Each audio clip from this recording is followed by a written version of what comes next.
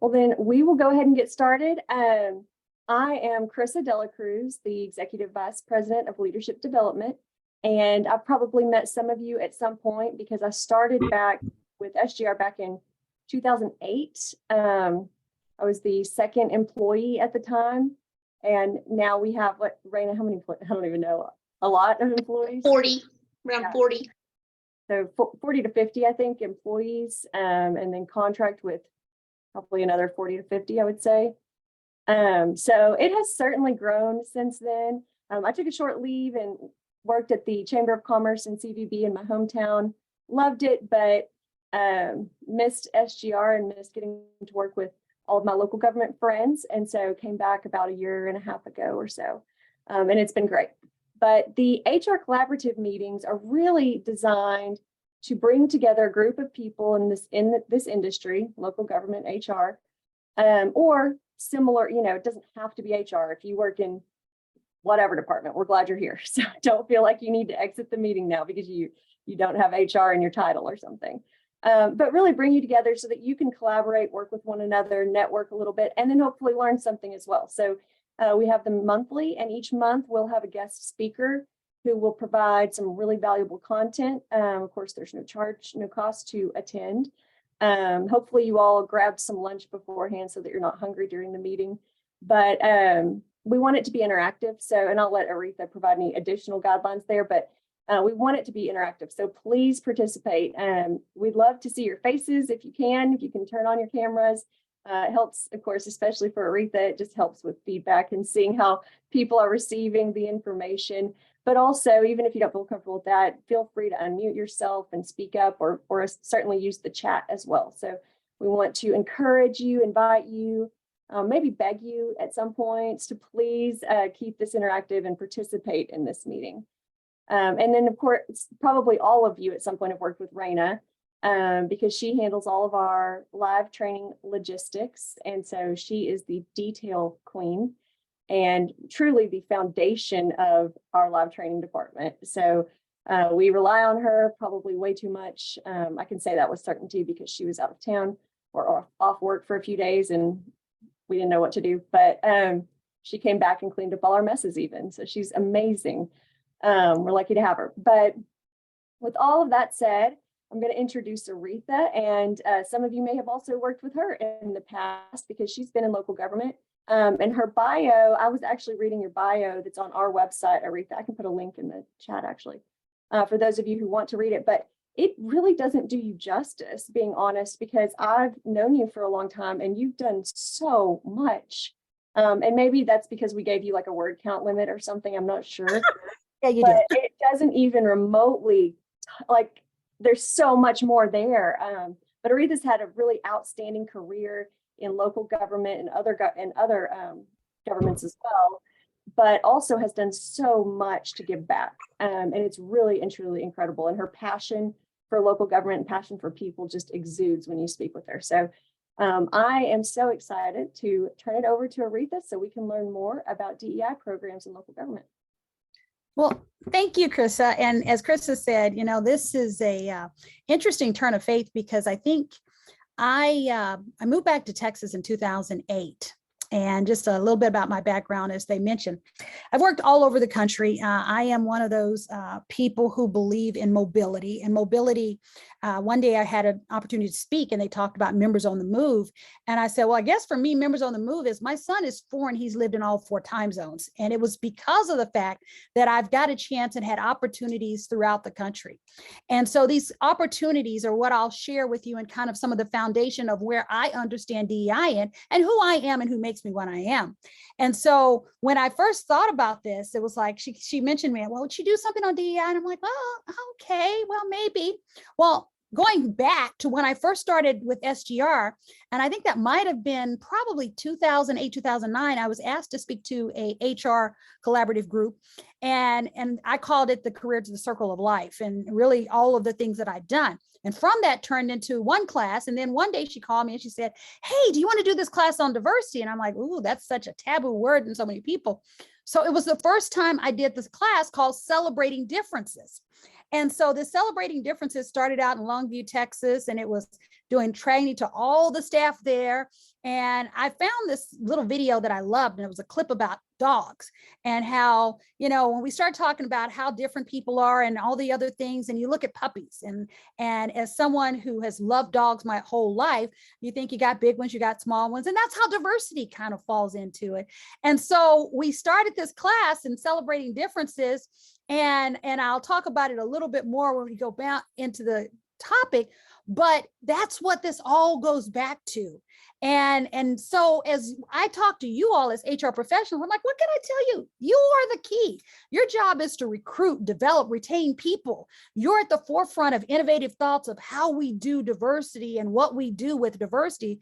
And as professionals, I believe that you're leading this edge. So what all I can bring to you is my experience. And as a city manager and a government employee who's worked at all levels of government, is some of the things. So as I was preparing, I got a quick story, which probably won't be quick, but I got my timer on because I'm a talker, by the way.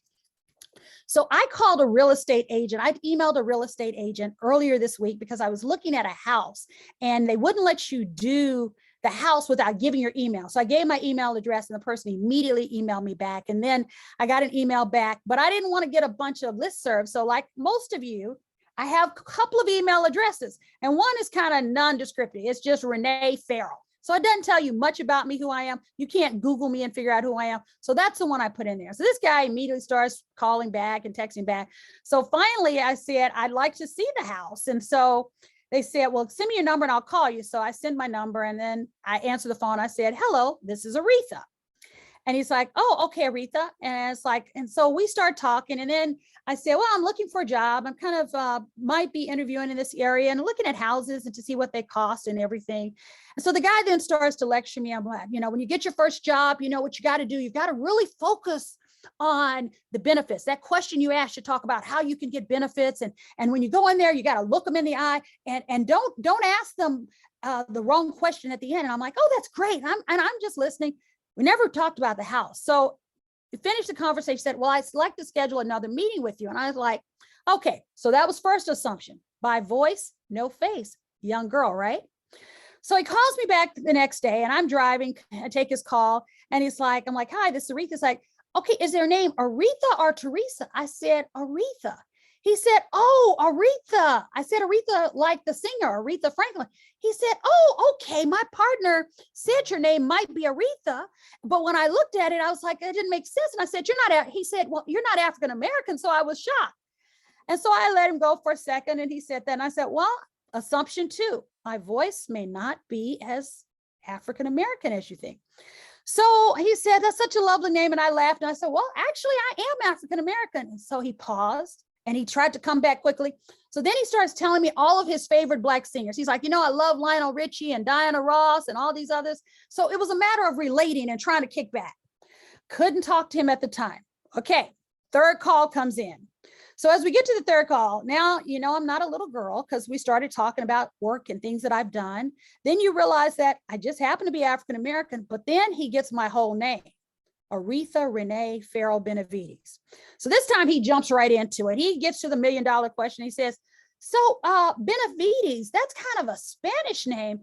Are you Spanish also? And I said, no, actually my husband. And so through the true spirit of this, he comes back with, well, my name, which was Tito, I'm Spanish. And I'm like, well, it's not vodka. So I figured he was Spanish. So all in all, he was a really nice guy. But that's what this whole thing is about.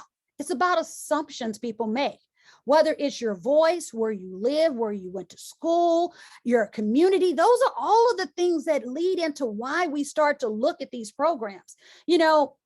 I grew up in Fort Worth, Texas, and a challenge of growing up is my voice has always been a problem.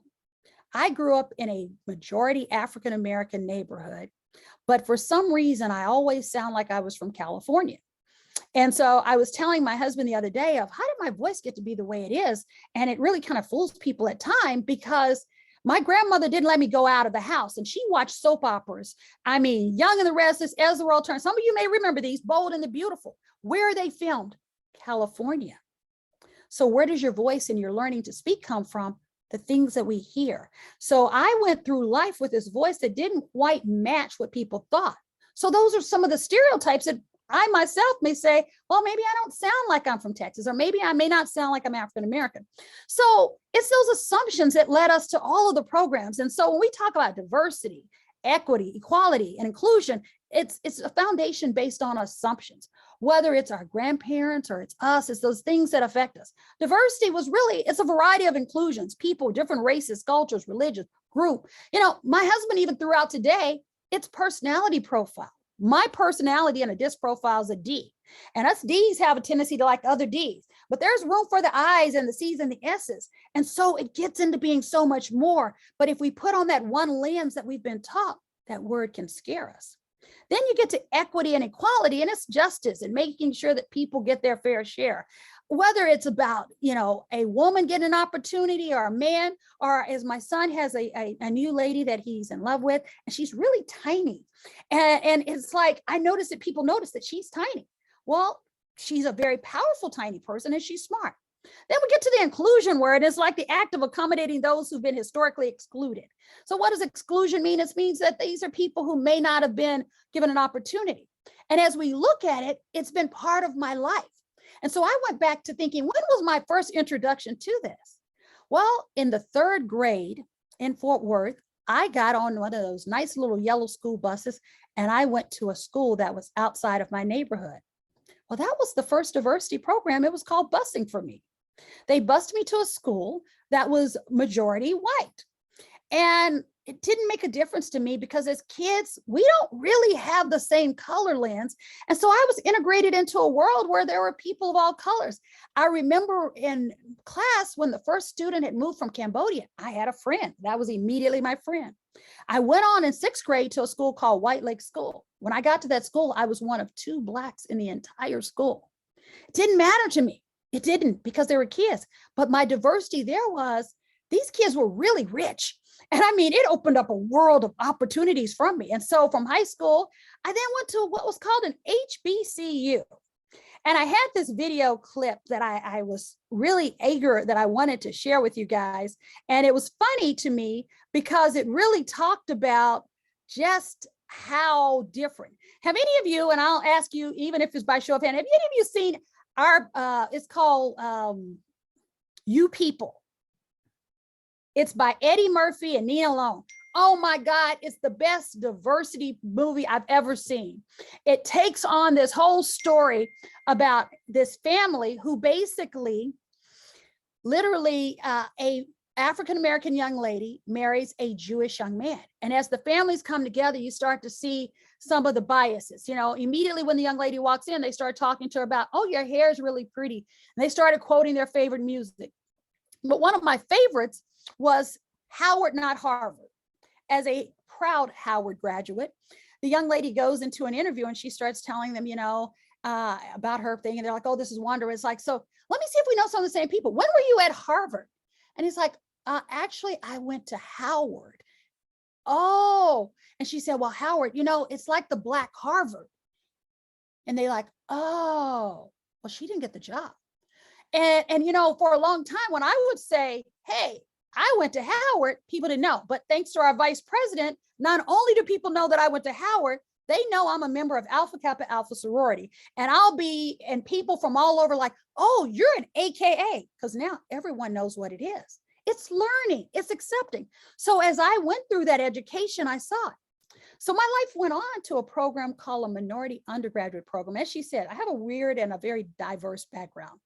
I was recruited to go work for the Central Intelligence Agency as a freshman in college. And so my sophomore year, I spent my summer and my junior and my senior and through graduate school working for the CIA as a minority undergraduate. Well, the CIA was one of the things that I talked about in the class when we went to Longview, Texas. I talked about for the interview, they wanted minorities, but they were not into LGBTQ or anything in between.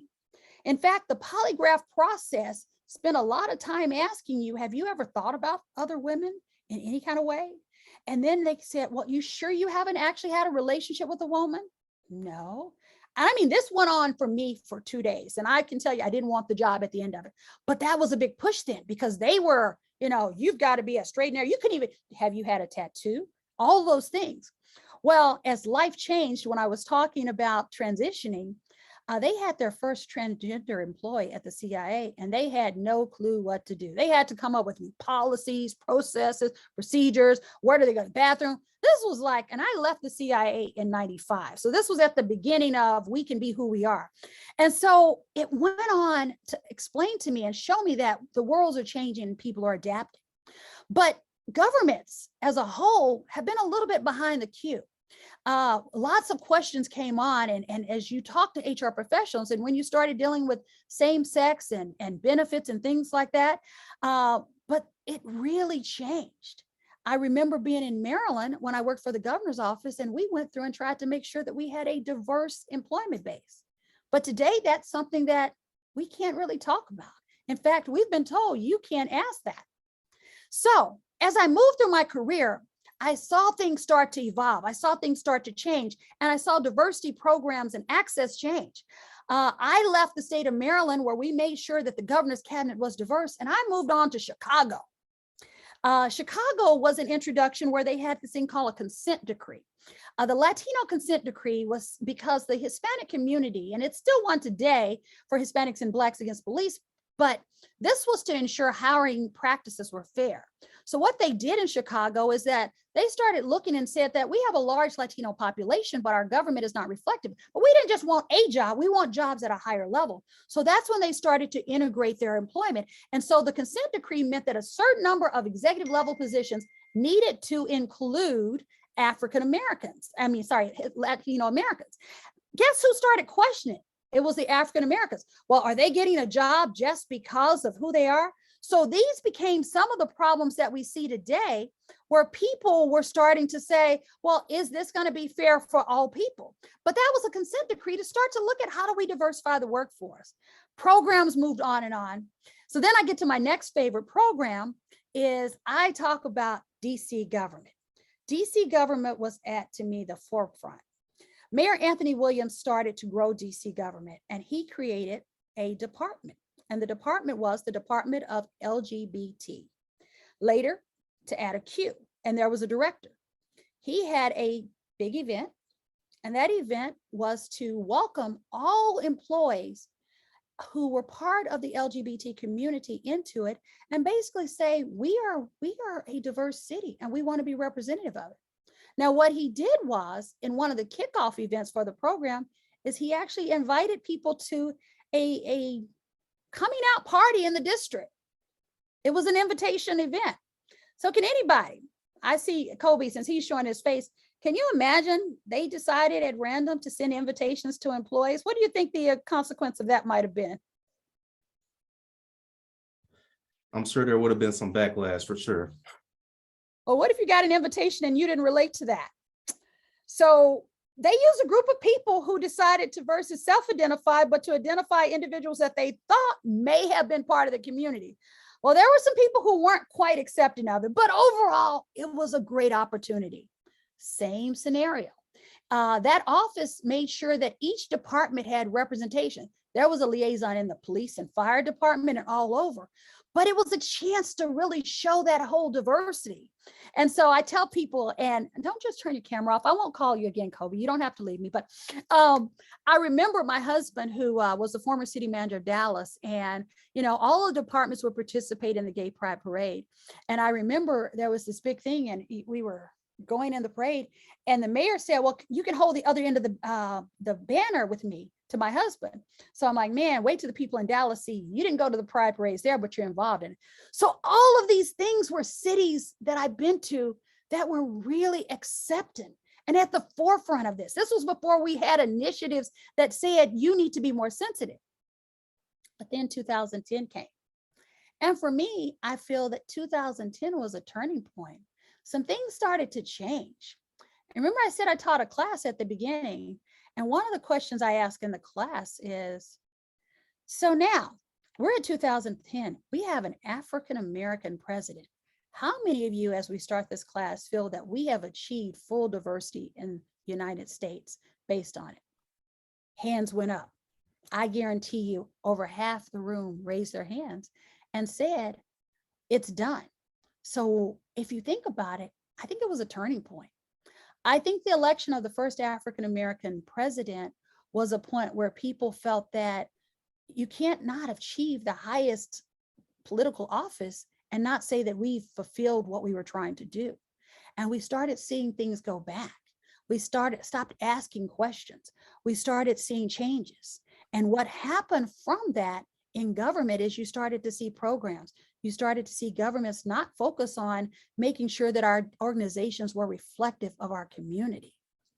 And so where did we go from that? Well, you know, if I had a video, I'd say my son's a Generation Z. He was born in Chicago, Illinois. He grew up in Northern California. He grew up in a community, in a neighborhood where no one spoke English. And what happened, but we were the one couple and family in our community that was not of Asian descent. And what we started to see was he knew a world that was very, very different. So Generation Z is not the same. And I believe that's where our difference is going to come. And so as I move through, I look at their views, and I think that we start to see our policies. I had a Generation Z to interview me. And I say interview me because I asked this person to come interview for a job. And at the end of his questions, I asked for copies of his questions because he said, what are you doing in your organization to create an inclusive environment? How are you building the work culture and the work-life culture that represents the needs of my generation? And I was amazed. I was impressed because this young man actually stood out to me because he made me say, you're right, things are different. And when I knew they were different, I got appointed, as some of you will see in my background, as the first African-American city manager for the city of Duncanville, Texas.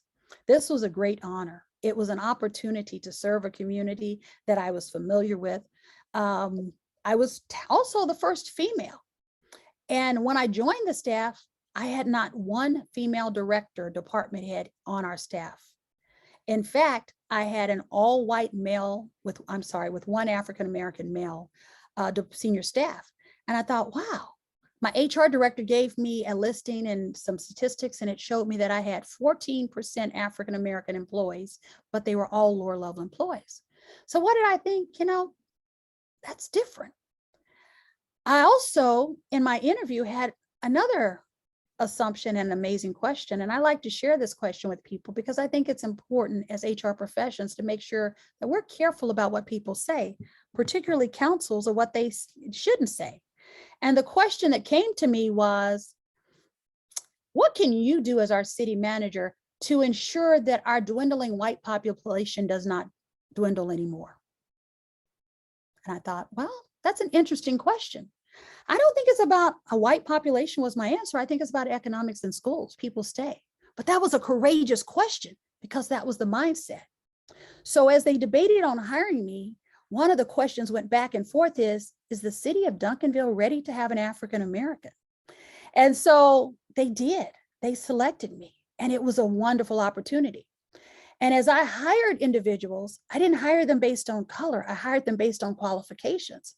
But as it had it, I started to get applicants because they saw the face of the organization change that looked different. And those applicants became of different nationalities. My economic development director was a Mexican American. My finance director was African American. And I started to see some of the changes happen. In fact, my finance director was an African American. My new neighborhood services was African American. And we saw changes. Not because I went looking, but because they felt comfortable and they started to apply. And as HR professionals, we have to see what it is that may keep people from applying. Many times the city was questioned about its policies, and ultimately they had a conversation is that we do have diversity. We have at least 2 department heads who are gay men. And that was the answer. Gay white men, but gay men. And so there was diversity, but did the community know it? Well, not too long into my job, I went to a conference and I started getting these calls because this young entrepreneur in our city decided that June is what? Pride Month. Well, for Pride Month, what he decided to do was to hold a drag show. Well, that was a not in my backyard moment. I started getting calls saying, we can't have this. They can't do this. This isn't. I started getting pictures and videos of women dressed in drag. And how are you letting this happen? This should not happen. By the time I got back, I went to my first council meeting. And there was a discussion with our city attorney on, can we ban Gay Pride Month in Duncanville? Well, the attorney told him there's a freedom of speech thing, and they kind of backed off of it. But I can tell you that it was the first of many types of aha moments of where are we? The second conversation came by December when the email came from Miss Anonymous. Speaking of the changes in our city organization, in fact, Miss Anonymous said that the city of Duncanville is changing and the people are not the same. And many of our longstanding employees are being replaced by people of one race. And if you walk around, you'll notice that one race is just African Americans. I thought, wow. I got nervous. I said, well, let me check the statistics and see, have we changed? So I had a sheet and showed all the employees we had when I came and when we came. And I think we increased by 1%. So yes, we changed, but that was the perception. The second thing is understanding when you go into an environment as a first, I call it a pioneer, is that a lot's expected and a lot's watched. I had courageous conversations where people would say, well, we were just not sure our city was ready for an African American. And I hit them back because I'm a sarcastic person. I say things to make you uncomfortable. I said, and you didn't realize that I was going to be the whitest Black girl you ever met. And they're like, yeah, you really are. And I laughed it off and thought, but I want you to know that we're not all the same. So as we started to see the changes happen in our organization, I remember the conversation that I had to have with one person. I said, well, you know, these are all of her friends. And I said, well, you know, we do all know each other because, you know, as soon as we become African-American, we're born, we're issued a card and we have to attend this meeting and we talk about being Black. And he's like, no, I didn't say it, mean it like that. I said, well, actually, I didn't know one African-American I hired before coming here. But that's an aha moment for me because it was something that I had to learn. So what came out of this was my fireside chats. Each month, I started doing a fireside chat community conversation to talk about just what is in the community and inviting community members to talk. We did our African American History Month, we did Women's History Month, and I brought community members together to talk about just our life and our issues. And even a young lady who put together this thing called a community conversation. This is someone who thought I didn't like what she did, but I admired it because it was a chance for our community to talk and start to come together. Although we have a mixed, because we brag on Duncanville being 1/3, 1/3, 1/3, but we really didn't see that in our decision making. And so those conversations, what I call courageous conversations, are the beginning of managers. Now, what I say to you when we start to talk about DEI is courageous conversation is, what is a community ready for? Because everything and everybody is not ready for everything. And so when we say DEI, I saw videos of people saying, that's not good. It's scaring people away and it's a one-sided view until it's you. Because if I'm now 1/3, 1/3, my folks that I call the majority are really now the minorities, if we look at society in Texas. And so what do you say when all of a sudden you're not seeing yourself? Well, that was the case in Washington, D.C., as its employment base had become majority African-American, is I don't find a place. And so any of us can find ourselves in these roles. As professionals, what we have to do is make sure that we are implementing and hiring and looking at what does our community look like and what can our community understand. And it's not just training, as some people say, well, we got to train our white employees to be more friendly. Sometimes we have to train our Black employees to understand the cultures they're going in. I've been a pioneer in many places. I worked in Los Alamos, New Mexico. And my joke in Los Alamos, based on the percentage, it was a 17,000 population. And based on the percentage, it said there would be approximately 11 African Americans in the entire county. And so every time I'd see one, my joke used to be, you must be 4. Are you 5 or 6? And we would joke about it, but it wasn't a problem. I never felt different. What I did feel is that I had to make sure that the perceptions that you had, if they were negative or otherwise, were something that were going to be positive. And so I held myself at a standards that were high. As I got to Duncanville, as I did orientations, and I even talked to my Hispanic and my Black employees, and I'm like, this is something new. And I need you to be prepared, and you've got to be accepting of them just like you want them to accept of you. There are cultural things that you may not have been exposed to that you've got to learn. So, it's not a new issue. It's an issue we've been grappling with for years, but how do we solve it moving forward? I think it'll solve itself. I think that when we look at kids today, when we look at our statistics and our races, the largest one is saying, I'm mixed. If anybody's ever watched Blackish and Mixedish, it's kids who don't relate. I look at my stepson, and my stepson's half Mexican, half white. He's got blonde hair, blue eyes. No one will ever guess. And then I took my granddaughter to work one day, and she's like, Grandma Aretha. And they're looking at me and they're trying to figure out this little blonde hair, blue eyed girl saying, Grandma, Grandma, Grandma, and what's going on. And she's not the nanny, she's the grandma.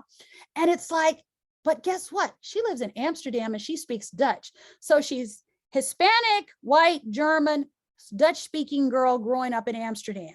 And she sees no colors. I'm just Grandma Aretha. So as we start to look at my son and his beautiful, did I mention that his girlfriend, she's Indian. She was adopted by a white family. And so if I look at my son who, he was told one day, you're a little Black kid, what are you talking about? And he's like, I'm not Black. He's like, well, what are you? He said, well, I'm North American tan.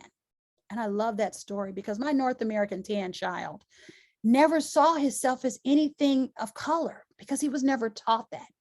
He has two uncles, Uncle Dennis and Uncle Tyrone. And for him, his world is different. And so are our kids. And I think it will resolve itself. And so as we look at DE&I, it's going to.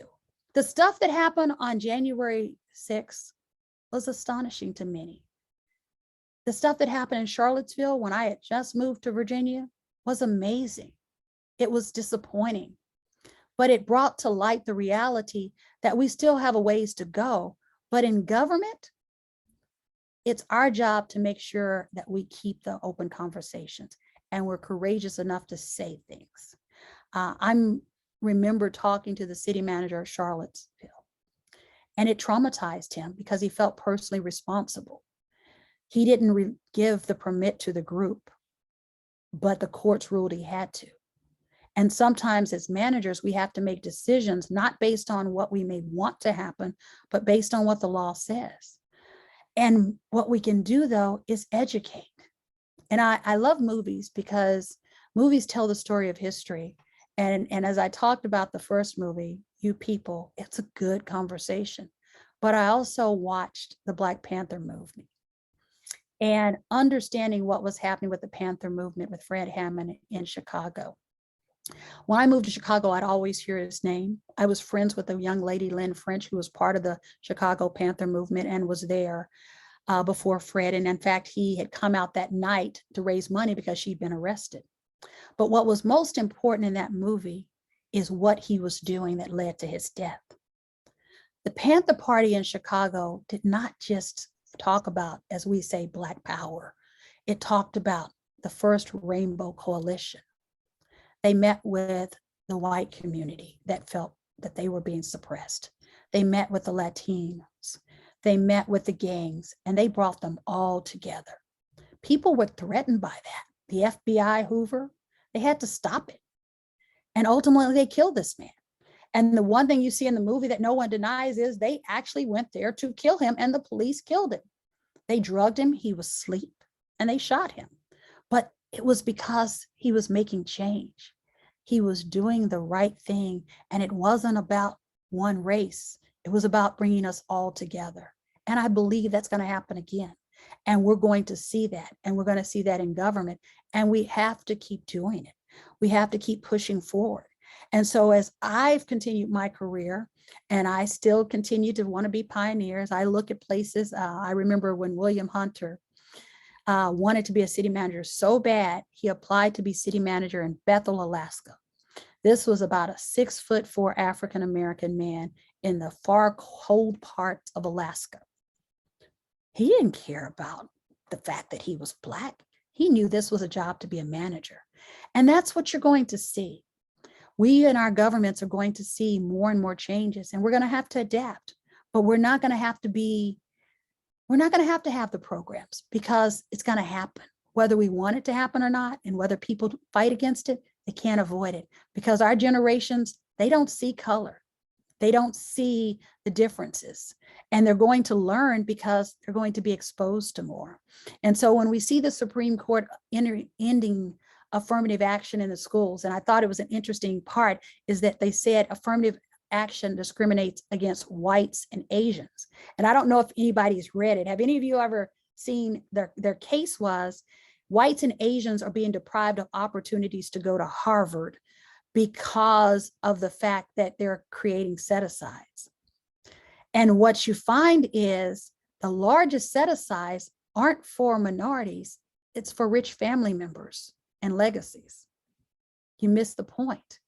But we've got to start focusing on what is the problem versus trying to talk about the symptoms of what's happening. And so things may go away, but we find a way and we thrive, and we continue to thrive. So I've left, I know we're at about 12:42, and I know we're supposed to end at 1. I want to leave room for questions and for you, and courageous conversations, and ask you a question. And my first question is, as HR professionals, what do you see as the biggest problem in creating a diverse workplace? And anybody can unmute and answer, and just share with me.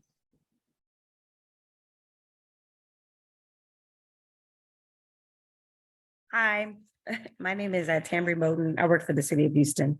The primary focus of my job is accessibility.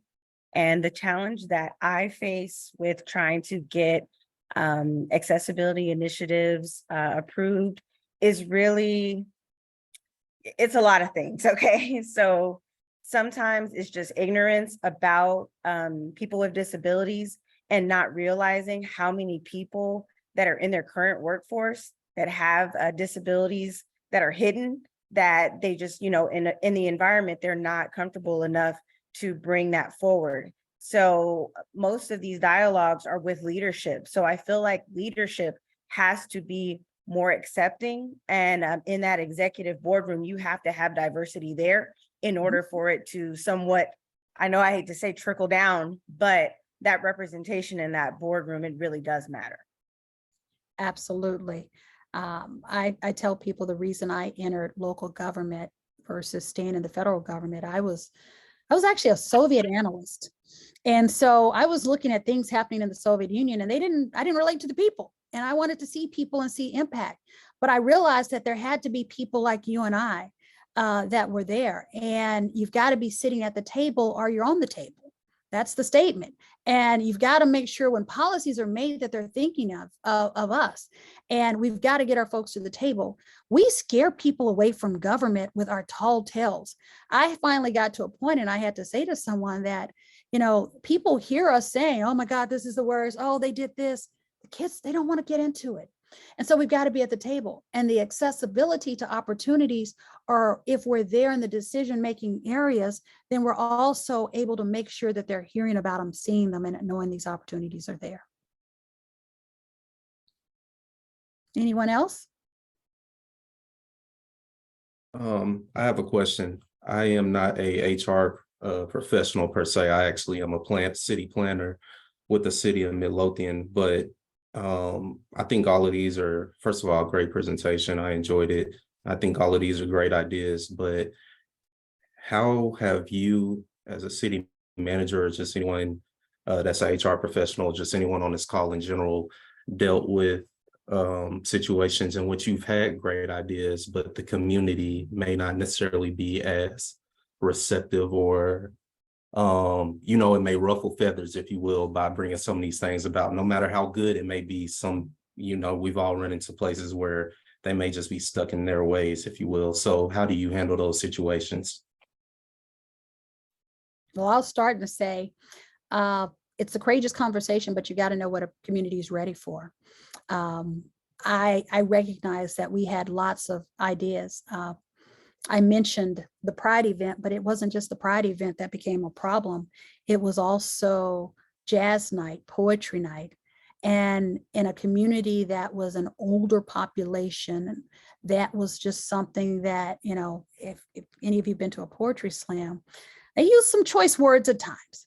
And those choice words did not go over very well with the community.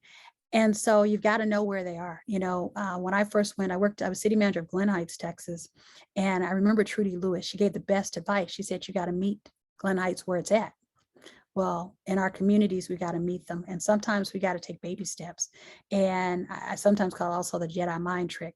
You get them to some place and they don't even know they're there. My mayor in Duncanville is a great example. Over and over again, one of the other council members would talk about the lack of diversity, this and that. And one day he went to a session and he had his aha moment. I mean, we couldn't actually stop him from talking. He's like, well, it's not just about diversity and equity inclusion, it's belonging. It's making people feel that they belong there. And he just went on and I'm like, who is this man and where did he come from? At the end of the day, he was preaching it, he was selling it, he was talking about it. And, you know, for those who know, I was terminated. And he said to me, he said, you know, I just realized this is such an injustice. You're right. There's a group of, 20 old white people who've just been running this government. And I'm like, okay, you're an older white gentleman. And he's like, and this is just a travesty. Everyone has an aha moment and you never know when it hits and you never know how it hits and they all get them. And so don't give up. I listen to music and my transformation during my transition has been motivation information. My favorite book, I tell everybody, The Energy Bus, The Energy Bus, The Energy Bus. I've been sending the book to people at random, The Energy Bus, negative people. My ex-husband got a copy. I mean, it's been just amazing. He called me up and I said, hey, I'm going to send you this book on Amazon. Could you just read it for me? Because that's what it talks about is how do we deal with the negativity and the apprehensions of who we are. The energy bus is creating that positive culture, but we've got to, first of all, you can't meet them where they're at if they don't know where they're at. And so we've got to get them there. And I will say to you is they will get there. It may be an aha moment. It may be something strange that happens to them, but each person gets there in their own way. And that's where we have to keep pushing. I don't know if anybody else had feedback. I can ask another question too. I mean, I'm leaving it open to everybody else. You can come in.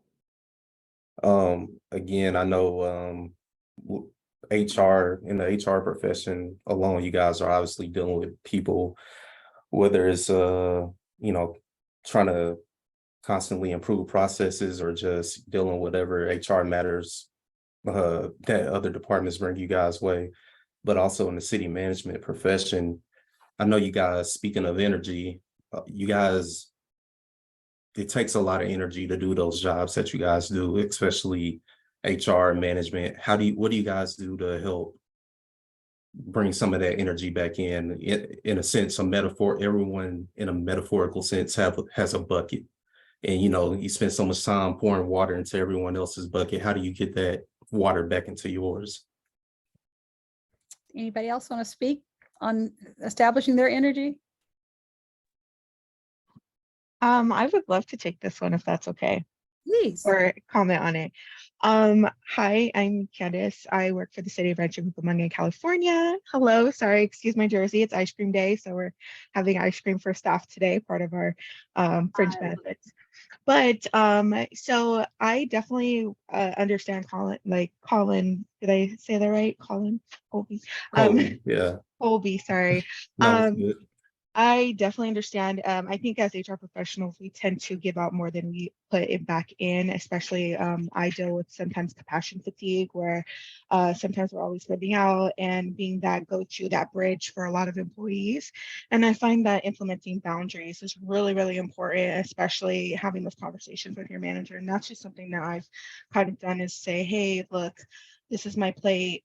how can I manage this, or hey, I need something different from my day-to-day to kind of bring me back my passion, bring me like a passion project.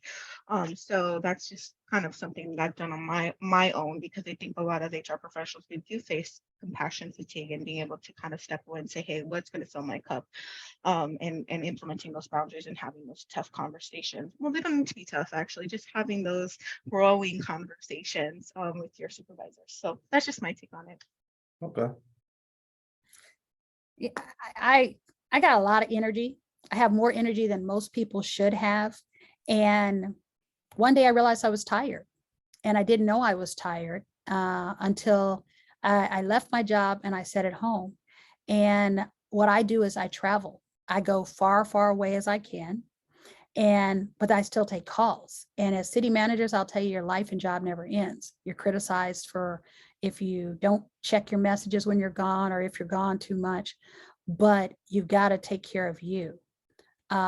Mental health is a big passion. TCMA has taken it, and I know you're all over the country, and I'll tell you, 3 weeks into my job as city manager in Duncanville, my assistant city manager went home and shot himself and killed himself. And that was a turning point for me in my career, because I realized that we've got to stop putting our professional lives over our personal wealth and health and well-being. Paul's death left me to say, I'm not going to be this. I will not. And I will not allow myself to get to a point where I forget. But that's important for each of us, because government is about taking. I tell my staff in the beginning, I wake up at 4 a.m. and that's when I think best. So I'm going to send you an email, but do not respond to my email. That is not the expectation. It's because I forget things and I need to document it. You have to create your boundaries and create that role. And despite what people may try to do, if something happens to you, and Paul, who I love dearly, died, he was just replaced. Somebody else was hired. And so we've got to make sure that we are focusing on us and our family, because, you know, I say about women in city management, most of them don't have husbands, because the demand is you're not at home and you're sacrificing so very much in your life. And the same for each of you in governments. They want so much of us now. They criticize us. No matter what we do, it's never enough. And so we have to create those boundaries for ourselves, psychologically and physically, that we shut it off. I'm no longer on Facebook because I decided that I'm not going to be part of a system that allows you to say whatever about people, me and people I love and know, without any repercussions. I think, Ms. Moulton, you have feedback? Oh, yeah. I'd like to chime in too. So I like what y'all already said about the boundaries. I think that that's important. And I know a lot of us, working for municipal governments or whatever, sometimes there's not enough funds to really get done what you want to get done. So you may have a lot of creative ideas and aspirations, and that outlet is just something that, doesn't get accomplished. And I see this in my own job. And so something that I do look at is the benefits, and I'm not talking about, dental no, I'm talking about from your projects that you have accomplished, somebody benefiting from that. So I work for the airport. So it means me going out to the terminal, seeing projects that were for people with disabilities functioning. We just had a conference, the National Federation of the Blind came. We had about 3,000 blind participants, and they were coming through the airports. And just to be out there helping them, it affirms this is the job that I do. So sometimes you have to look for the purpose of why you're doing your job. And it's the people. You're here to serve the people. That's why we're public servants, because we're here to serve. And so I think that's kind of how I get that refreshment and get that energy back to, strive another day. So just think of it that way. I love it. Anybody else? All right, next topic, sir. Hey, I could do this all day, but I know we cutting it close. I could turn it back over to Carissa, but I could ask questions all day. I love it. I will say this really fast, Toby, and then I want you to ask a question. If anybody wants to drop your email address in the chat box, we'll make sure that you're signed up to get the HR Collaborative newsletter if you're not already. And if you want to, I hope you all are sharing contact with each other too, because I hope this conversation continues well past this meeting. So, and I think, Aretha, I'll throw this out there as well. I think Aretha is probably okay with you contacting her as well. And her Absolutely. email's on our website in that link that I shared. So we'll make sure you all get signed up, but Colby, I want to make sure you have time to ask your questions. Yes. One thing that I've noticed always, I was actually speaking to someone about this the other day, is that, I mean, it's a tough time just for, city managers, HR professionals, just people in general, because we're at a strange time in a workforce where roughly 4 to 5 generations are trying to coexist. Everybody from the baby boomers to, Gen X to millennials to Gen Z, who is now early 20s, come in. And so how, obviously a baby boomer or, Gen Z may view the workforce or what they've been taught by previous generations is completely different from how a younger millennial or a Gen Z views the generation. And so, or views the workforce, I guess I should say. And so I guess my question is, how are you guys, is HR representatives trying to come up with ways to help balance? I don't know if balance is the right way to say it, but help all of these generations coexist, or is management looking at it from different ways? How are we trying to make this work? So yeah, sorry, I didn't really form that well. I think we've also seen this coming for a while, not as even as an HR professional. I can tell you 10 years ago, it was supposed to be this mass exodus. Now, it might have been even 20, I'm getting older, a mass exodus, and that we were going to have multiple generations. And we started teaching this class about, the baby boomers, and they got all these different names for it. I forgot before the baby boomers, the Generation X, Generation Y, Generation Z. And they're like, oh, they're going to all converge on this workforce. And we thought that one would drop off. But what you found out is, for example, baby boomers, a lot of them spent so much money, they're still there. Generation X, Generation Y, Generation Z. My son started his job as a finance intern with Shawnee, Kansas on Monday. And it's like, how do you teach people to communicate? How do you teach people to understand what matters and what doesn't matter? And how do you teach government to know that they're going to have to be different? Well, COVID did that. COVID taught everybody a whole lot. It taught you that no one has to sit at an office all day to be considered at work, and that you can change and you can have an online meeting, or that you can remote work and be just as productive. In fact, I find that now that I've been working from home, Krista, thank you, I'm working much harder than I was going to work every day. And so we have got to know that it's going to happen. And, my grandmother thought that the baby boomers were just ridiculous, because remember, they had long hair and that's when they free love. And then they thought, and so everybody, they adjust, they adapt, but you still got to teach the understanding. And I think the biggest difference was really, and I'm picking on my own self, is the Y generation was the one, and I'm any of you Ys, that really scared all of us, because they asked questions that most of us were afraid to ask. And Y would say, well, why are we doing this? What doesn't make sense? My generation was like, I just quit and go to another job. I'm not really concerned. But Y is like, no, I'm here. And why can't we talk about it? And my son, the Z, he's like, he's at a whole different level beyond the Y to the Z. Is he's not only seeing us wrong. My assistant, I love it. I have to tell you, Josh, best kid in the world. If I could hire him again tomorrow, I'd hire him. My assistant, my graduate intern, quit when I was fired. He said, I cannot work for an organization whose values and decisions do not reflect my beliefs. I'd rather be unemployed than work for an organization like this. This guy was the biggest loss the city ever had. He finished our strategic plan. He did my annual plan. Graphic wise, he does it all. He's getting a master's in public administration. He was MPA student of the year. He also decided to go ahead and get a double master's since he's not working.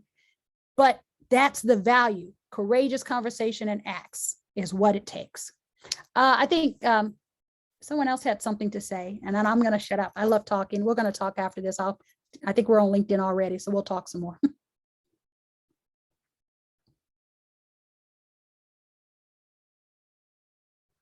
And I'm All sorry for taking up all the time with the questions, guys. Oh, you've made this fabulous. Thank you. Krista, I'll turn it back over to you then. All right, well, Aretha, oh my goodness, I can't say thank you enough. That was powerful. Thank you for sharing. You inspire me and I'm sure everyone here. So round of virtual applause for you, Aretha. That was awesome. And for everyone who attended, we absolutely appreciate your engagement with us today. And I hope that you will be able to make the next session. I'm going to put my email address in the chat too, because I don't think I did yet.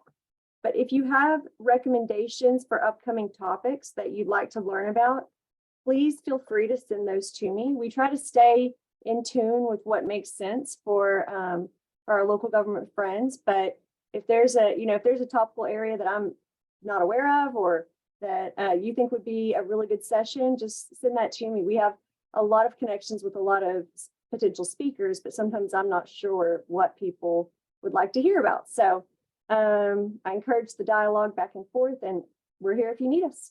Thank you all so much.